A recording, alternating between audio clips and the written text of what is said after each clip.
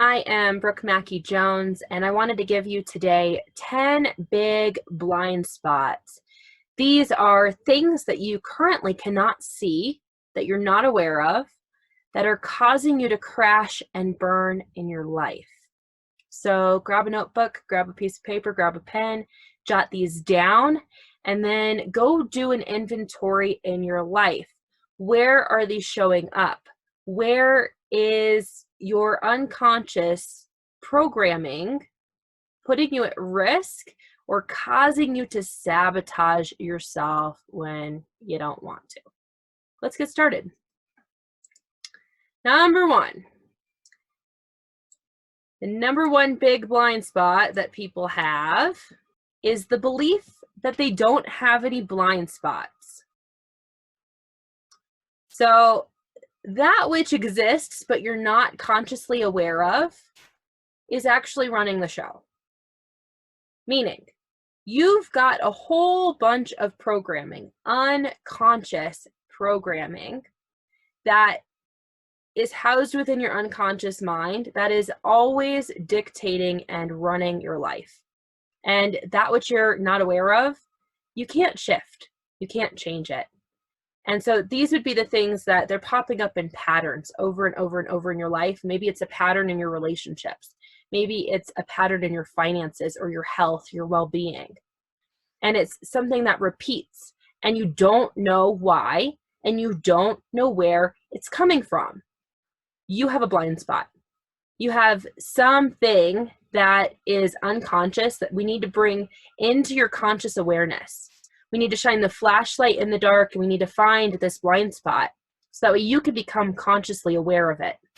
When you become consciously aware, then you can shift things. The number two big blind spot that really trips people up, they have low standards and low self-worth.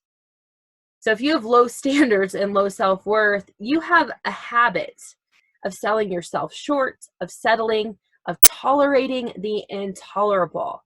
So you can see where if you're constantly chopping off bits of yourself to please other people, if you're constantly tolerating or settling, you're never going to get what you truly desire. Big blind spot. Number three, big blind spot that really trips people up. People that seek and require external validation. These are people that are always looking to others for how they need to be, for how they need to feel, for what they need to do next. These are the people that are like, oh my gosh, I'm so excited. I have a big new dream. What do you think about it? And someone poo-poos on their party and they shut down their dream, okay? You're never going to get where you want to go if you are requiring that other people around you buy into what you're up to. That's just a way to water yourself down. Number four, do you have low awareness? Is this a blind spot for you? You need to develop awareness of yourself, of the people around you, of situations, and of environments. And what awareness is this: I'm conscious, I am present, I am here, I am aware, I'm noticing my surroundings. It's this, like if you hold your hands up on each side of your head and you kind of wiggle your fingers, you can begin to get a sense of your visual awareness, okay? Then I wonder if you move your hands back just a little bit further, can you expand your awareness just a little bit further? Can you take a deep breath and begin to notice the feelings within your body? The emotions, the energies that are present.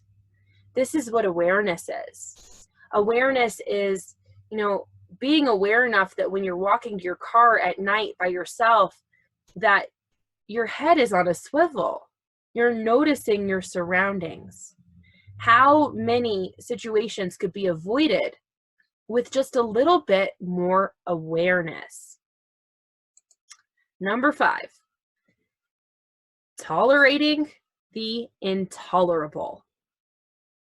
So if you're tolerating the intolerable, it's going to show up in your language and it's going to sound something like this. Well, I can handle it. I'm really tough. I can take it. I know I can take it for a while. As long as there's a light at the end of the tunnel, I can deal with it. Now, here's the deal. Anytime that you are tolerating the intolerable, what you tolerate, you create. What you tolerate, that's your standard. So if you're tolerating something that is intolerable, you are setting very, very low standards for yourself and for your life. And you are ignoring the red flags that are popping up, those warning signals, those stop signs, those speed bumps, those things that will eventually become brick walls. You're ignoring that.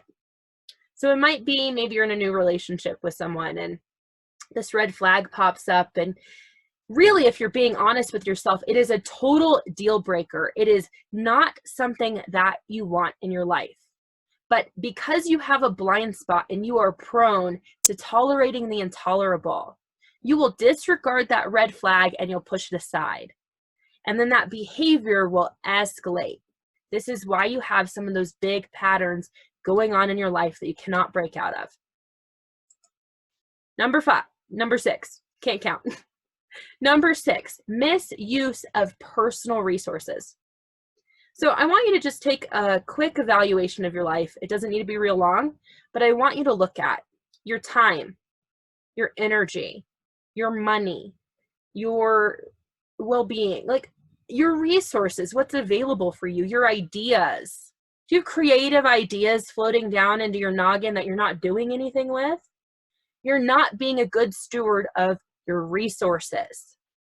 Now, this is a big, big blind spot, because if you are being gifted all kinds of resources from your masculine energy, from this magic man that wants to provide for you, but every time the resources pop up, you're totally mishandling them, or you're neglecting them, or you're turning them away, would you want to keep giving great resources to someone that's doing that?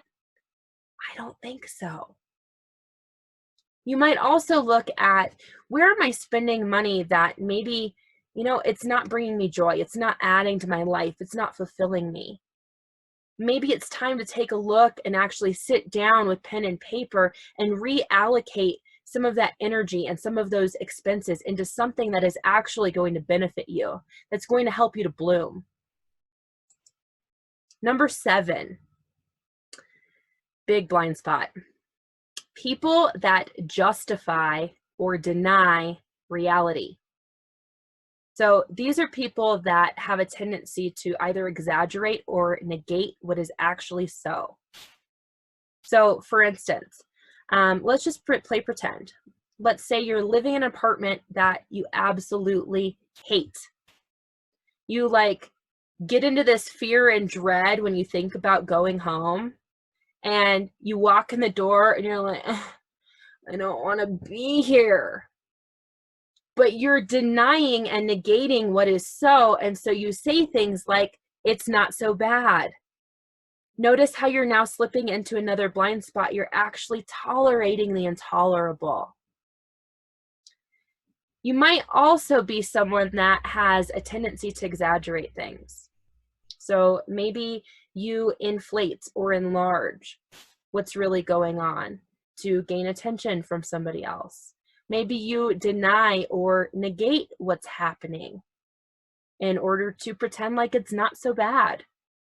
This is a really big blind spot. There is something so magical and so valuable in getting right-sized and discovering the truth about what is actually so. And when you become aware of it, when you become aware of the reality, the cold hard truth of your life, then you can actually do something about it. Number 8, lacking personal accountability and responsibility.